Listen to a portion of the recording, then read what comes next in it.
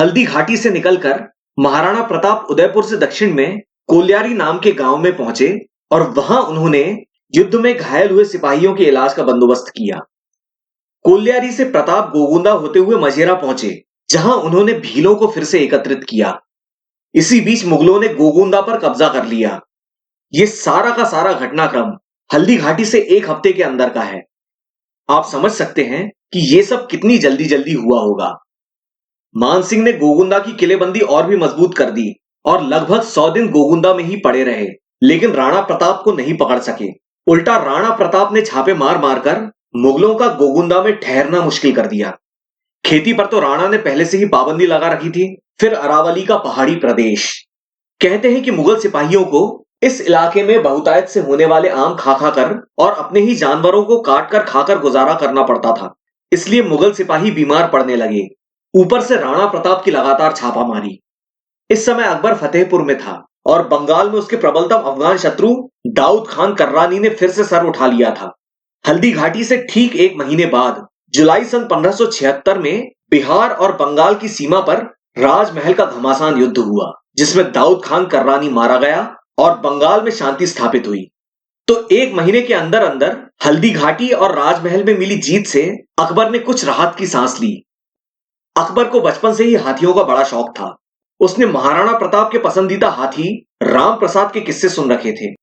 इस हाथी को हल्दी घाटी में मुगलों ने पकड़ लिया था और इतिहासकार बदायूनी के साथ राम प्रसाद फतेहपुर पहुंचा।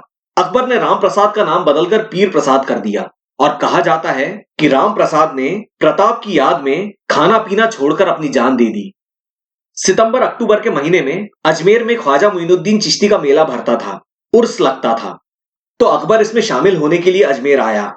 मेवाड़ से आने वाली खबरों से अकबर असंतुष्ट था और उसने मानसिंह को वापस अजमेर बुलवा लिया और मानसिंह की जगह कुछ मुगल अफसरों को गोगुंदा के लिए नियुक्त कर दिया और राणा प्रताप ने मुगल सेना को भगाकर गोगुंदा वापस ले लिया।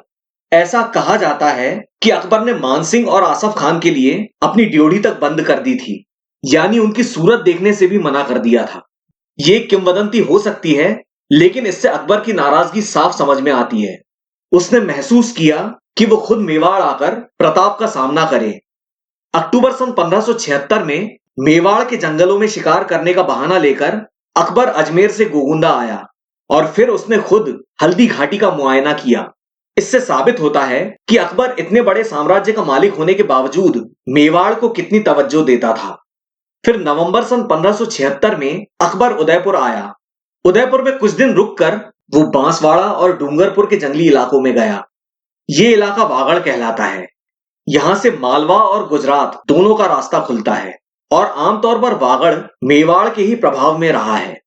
अकबर ने मेवाड़ और उसके आसपास दक्षिणी राजस्थान और उससे सटे गुजरात और मालवा में शासन व्यवस्था स्थापित की। मुगल थाने बैठाए और छावनियां बसाई। सारी व्यवस्था कर दी कि प्रताप मेवाड़ से बाहर न निकल सकें। लेकिन राव चंद्रसेन और राणा प्रताप के विद्रोहों को कुचलने की भरसक कोशिशों के बावजूद उसको नाकामयाबी ही मिली, क्योंकि मुगलों का चाहे जब तक मेवाड़ पर अधिकार रहा हो, लेकिन वहां कानून तो राणा प्रताप का ही चलता था। मेवाड़ के जो दो हिमायती राज्य थे, बूंदी और सिरोही, उन्होंने फिर से सिर उठाना शुरू कर दिया था।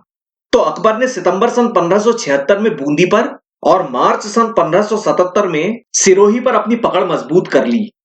लेकिन इस अभियान का एक पहलू यह भी है कि प्रताप ने अकबर को अपनी राजधानी से दूर मेवाड़ और राजपूताने में 6 महीने बिताने पर मजबूर कर दिया और तब कहीं जाकर मई सन 1577 में अकबर अपनी राजधानी फतेहपुर सीकरी लौट पाया।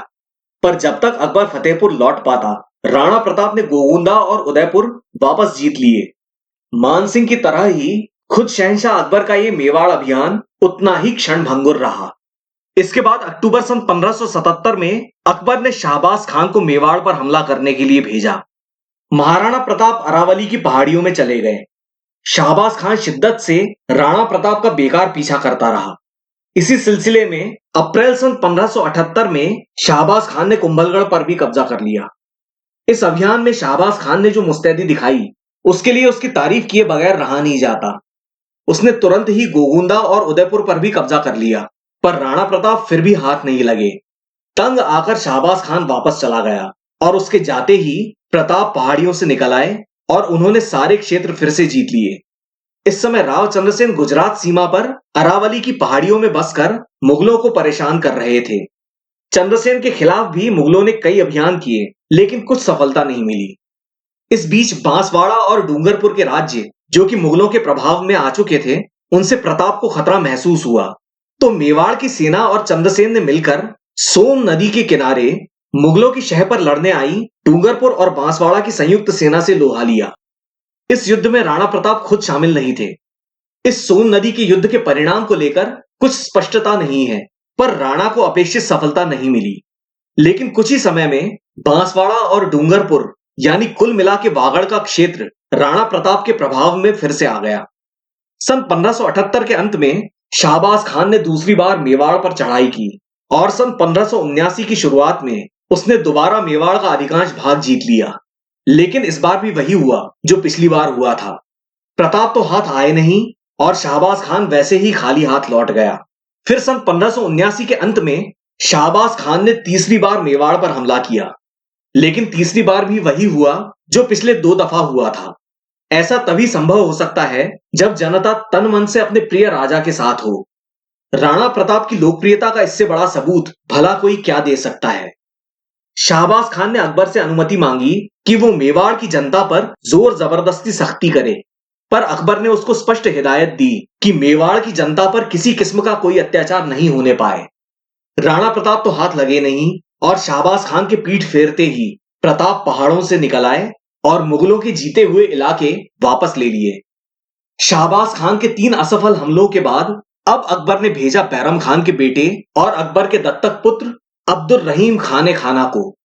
ये वही रहीम खान है जिनके दोहे आप हिंदी साहित्य में पढ़ते आए हैं। रहीम खान को जून सन 1580 में अजमेर का सूबेदार बनाकर भेजा गया। रहीम खान ने मेवाड़ पर चढ़ाई की जरूर, पर उल्टा प्रताप के प्रति जनता के मन में गहरा आदर देखकर वो बेहद प्रभावित हुए और अजमेर लौट गए। लेकिन तभी जनवरी सन 1581 में राव चंद्रसेन की मृत्यु हो गई और मारवाड़ का 2 दशकों से चला आ रहा आजादी का संघर्ष आखिर खत्म हुआ। एक तरफ राव चंद्रसेन के रूप में राणा प्रताप ने एक संभावित साथी खो दिया था, तो दूसरी तरफ प्रताप के सबसे बड़े बेटे अमर सिंह 21 साल के वयस्क हो चुके थे और पूरे मनोयोग से अपने पिता के साथ युद्धों में भाग लेने लगे थे। सितंबर सन 1582 में अजमेर, जोधपुर, उदयपुर त्रिकोण के बीचों बीच महाराणा प्रताप और मुगलों में एक घमासान युद्ध हुआ, दिवैर का युद्ध। इस दिवैर के युद्ध में मुगलों को भयानक पराजय का मुंह देखना पड़ा। दिवैर अजमेर से गुजरात के रास्ते में पड़ता है और इस किले पर अब प्रताप का कब्जा था। दिवैर के युद्ध में कुंवर अमर सिंह ने भी कई जौहर दिखाए।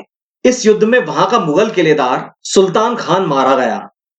आजकल दिवैर को हल्दी घाटी के बराबर रखने के लिए एड़ी चोटी का जोर लगाया जा रहा है, पर ऐसा करना हमारी दृष्टि से इतिहास के साथ बेवजह छेड़छाड़ करना है।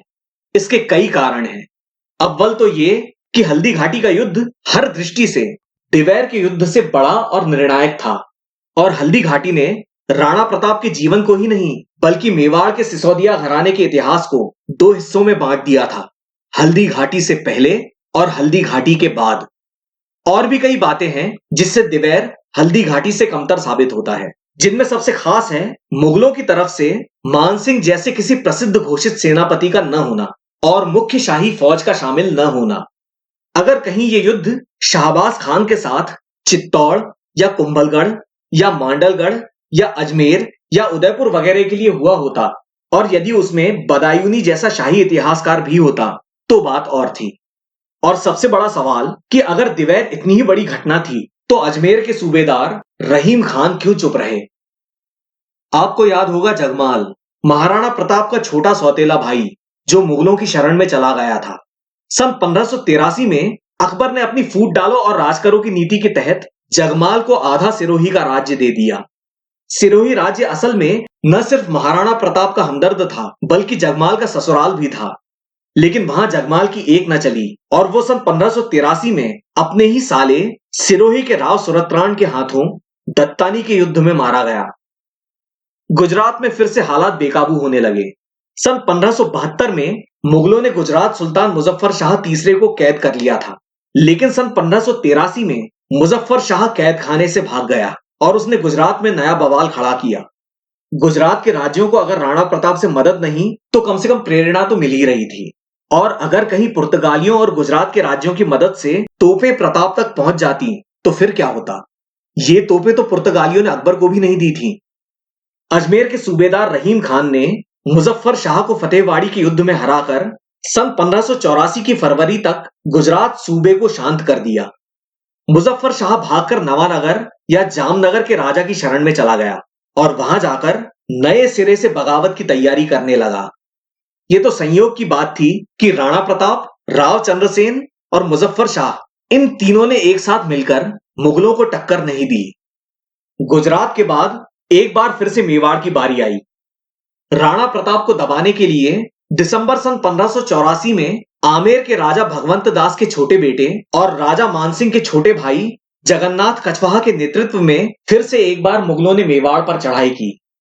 सन 1585 की शुरुआत में मुगलों ने कुंभलगढ़ पर भी कब्जा कर लिया, पर महाराणा प्रताप का कहीं कुछ पता नहीं चला और जगन्नाथ कछवाहा खाली हाथ वापस लौट गया।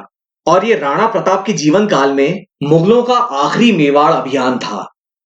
कुल मिलाकर हल्दी घाटी के बाद के मुगलों के सभी मेवाड़ अभियान पानी पर लिखी हुई लकीर की तरह बिना कुछ असर छोड़े तुरंत मिट गए।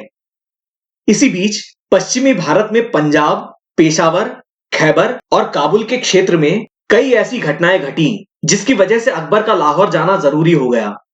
अकबर को कश्मीर की कमजोर सल्तनत भी दिखाई दे रही थी। इसीलिए सन 1585 में अकबर ने फतेहपुर सीकरी से चलकर लाहौर में अपना मुख्यालय बनाया। अकबर अगले 13 बरस तक यानी सन 1598 तक लाहौर में ही रहने वाला था। इससे मेवाड़ पर हमले अचानक से बंद हो गए और महाराणा प्रताप को कुछ राहत मिली।